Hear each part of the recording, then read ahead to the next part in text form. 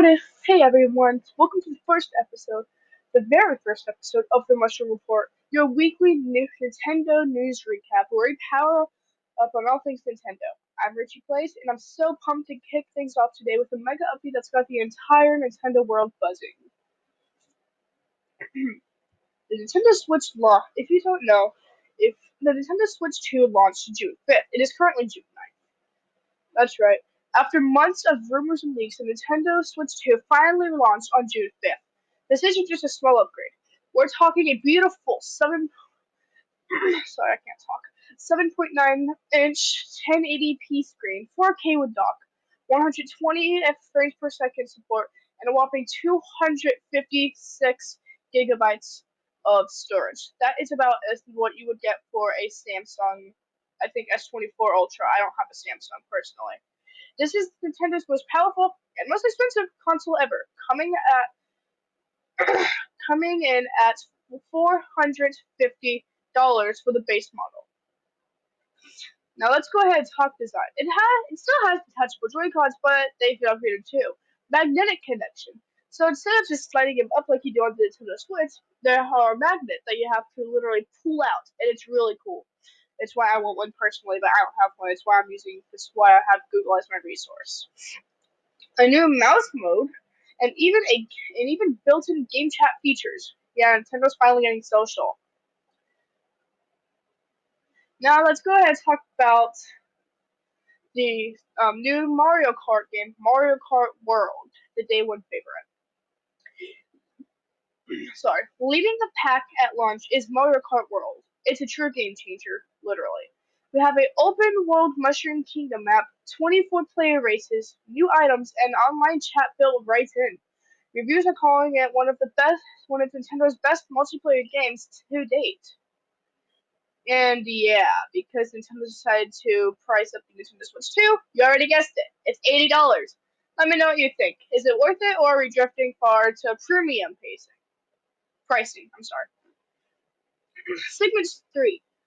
It's price check. Is Nintendo too expensive? Speaking of the price, this is a pretty big conversation in the community right now. With the Nintendo Switch 2 starting at $450 and first-party games launching $70 to $80, fans are asking, is this Nintendo? Is I can't talk for crap. Okay, is this still Nintendo, the family-friendly gaming company, or are they shifting towards a new premium console experience? Let me know what you think. Maybe leave a comment down below. So with the Nintendo Switch 2, we also have new cool features. And I will be talking about some of those features, and some of these features are actually on the Nintendo Switch, actually. So let's go ahead and get that started. Let me get my Switch real quick. Number 1, Game Chat. Now on the Nintendo Switch 1, which is the console I currently have, we currently do not have Game Chat, because this is a Nintendo Switch 2 feature. But it's basically Nintendo's version of something like you would get for like Discord or Skype or just Google Meet or FaceTime. Now we also have Game Share, which is on the Nintendo Switch, and well, of course, all it says is Nintendo Switch 2 users can use Game Share. You can play together. Yeah, on Nintendo Switch 1, you can only join Game Share, which is unfortunate. Because it'd be cool to share games with other people, but that's why we have a feature called Virtual Game Cards. So what this does is all of your downloaded data from games to downloadable contents, downloaded data, and all that and such can literally all be in this one little app under Nintendo Switch. And you can even share it between consoles. I actually have my friend's Nintendo account on my Switch, so if I want to borrow one of her games, I can just go ahead and borrow it, load from her system, which is really great because, well, you know, it's annoying having to, sign into the same Nintendo account, And it's great if you have two Nintendo Switch consoles and you don't want to pay for the same thing again, which would not be cool because Undertale I can load it to another system, but of course that was kind of expensive. Excuse me. Okay, so let's go ahead and talk about the mouse style Nintendo Switch 2 Joy-Cons, which I do not have a Switch 2, so we can go ahead say goodbye to this Nintendo Switch. That's the sound of the Switch saying goodbye. No, it's not. Yeah, that's what Switch are doing that. Okay.